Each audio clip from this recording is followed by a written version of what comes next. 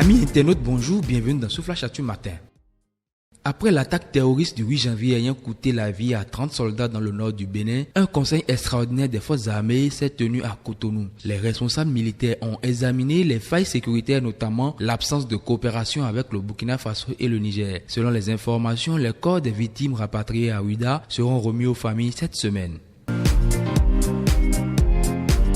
La Cour suprême du Bénin a confirmé ce lundi 13 janvier 2025 la mise en accusation d'Olivier Bokor, l'homme d'affaires proche du président de la République, et d'Oswald Omeki, ancien ministre des Sports, dans l'affaire complot contre la sûreté de l'État et corruption d'agents publics. Malgré un pouvoir en cassation déposé par leur avocat contestant la procédure, la Cour a validé la décision de la commission d'instruction du 26 décembre 2024 qui avait renvoyé ces deux personnalités ainsi que les trois autres devant la Cour de répression des infractions économiques et du terrorisme CRIET.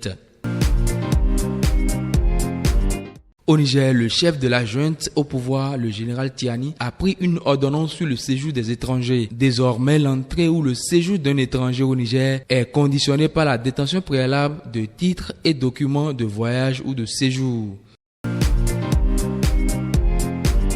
En France, à l'Assemblée, François Bayrou prononce son discours de politique générale et espère éviter la censure. Un mois après sa nomination au poste de Premier ministre, François Bayrou va prononcer cet après-midi sa déclaration de politique générale devant les députés. Un exercice qui s'apparente pour lui à une épreuve de feu dont l'enjeu est énorme, puisque sa prestation dépendra sa suivi à Matignon. Peser chaque mot pour essayer d'échapper à la censure qui avait frappé son prédécesseur Michel Barnier, tel est l'enjeu principal de la déclaration de politique générale que François Bayrou va prononcer devant les députés dans l'après-midi de ce mardi 14 janvier.